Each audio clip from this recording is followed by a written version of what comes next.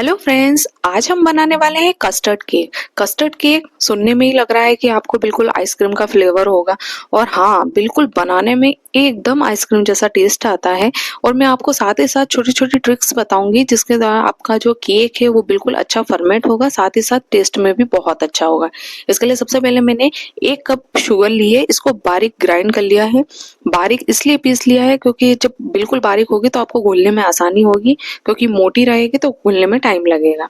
अब इसके लिए मैंने एक बाउल के अंदर 1 कटोरी दूध लिया है, साथ ही साथ 1 टीस्पून विनेगर लिया है और 1 कप भर के ऑयल लिया है। अब इसको हम अच्छे से मिक्स करेंगे और इसे हमें जब तक मिक्स करना है जब तक कि जो हमारा ऑयल है वो बिल्कुल दूध के अंदर एब्जॉर्ब ना हो जाए।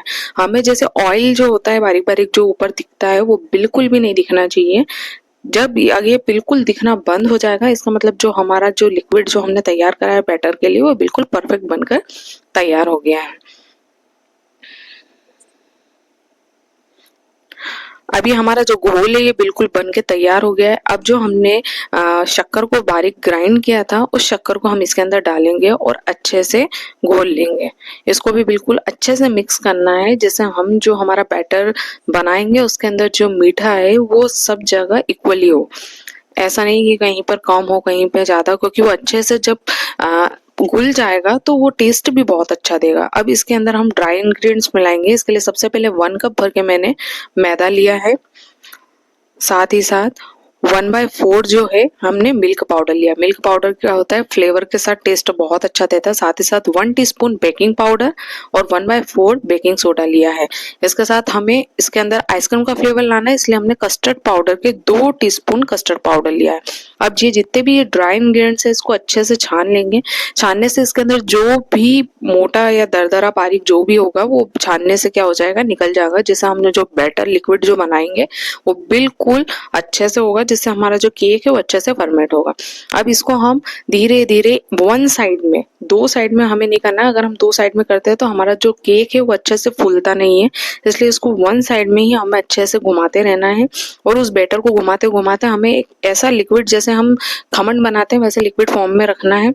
इसके लिए अगर वो थोड़ा सा गाढ़ा हो रहा है तो हम उसके अंदर मिल्क मिला के, दूध मिला मिला के, उसको जितनी जरूरत हो उसकी जरूरत के अनुसार हम उसको मिला मिला के अच्छा गाढ़ा खमन जैसा एक बैटर तैयार करेंगे। अब ये जब हमारा बैटर बिल्कुल परफेक्ट तैयार हो जाएगा तो इसको जब हम केक टिन में डालेंगे तो वो बिल्कुल जो है फर्मेंट भी बहुत अच्छे से होगा। आप देख रहे हो धीरे धीरे दूध डाल के आप उसको जब मिला रहे हो तो वो अच्छे से मिल रहा है और एक स्मूथ सा बैटर हमने घुमा घुमा कर तैयार कर लिया है। अब इस स्मूथ बैटर को हम अपने बेकिंग टिन में डालेंगे, जिससे केक हमारा बहुत अच्छा बनेगा। इसके लिए मैंने क्या करा है, थोड़ी सी टूटी फूटी का यूज किया है, इससे टेस्ट बहुत अच्छा आता है।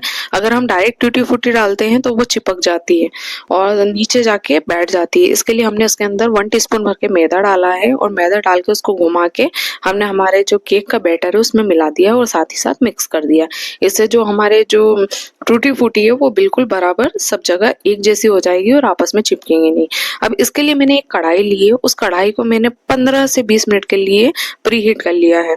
इससे ये होगा, हमारी जब कढ़ाई प्री हीट हो जाएगी तो हम हमारा जब केक का बैटर डालेंगे तो वो बिल्कुल बराबर इक्वली परफेक्ट अच्छे से बैटर जो होगा बेक होगा। जब 15 मिनट हमने प्री हीट कर लिया हमारी कढ़ाई को, तो जो हमारे केक टिन के अंदर हमने हमारा बैटर डाला है उसको अच्छे से डाल के और थोड़ा सा हाथ से धीरे धीरे दबाएंगे। उससे उसके अंदर जो एयर बबल है वो निकल जाएंगे, जिससे हमारा जो केक का बैटर है वो अच्छे से फर्मेंट होगा। अब हमारी कढ़ाई जो है 15 मिनट तक प्री हीट होने के बाद हमने जो केक टिन के अंदर बैटर डाला है उस केक टिन को उठाकर हम 30 से 45 मिनट तक, लगभग 40 से 45 मिनट तक उस कढ़ाई के अंदर बैटर को रखेंगे और अच्छे से ढक देंगे।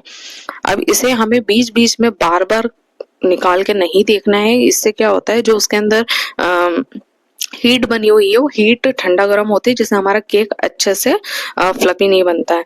इसके 30 से 45 मिनट बाद जब हम हमारे केक को देखेंगे तो आप देखेंगे कि बिल्कुल परफेक्ट बनकर तैयार हुआ है। आप अपनी एक नाइफ की मदद से उसके अंदर डाल के देखिए, अगर वो चिपक नहीं रहा है मतलब आप समझिए कि आपका केक जो है बिल्कुल परफेक्ट बनकर तैयार हुआ है।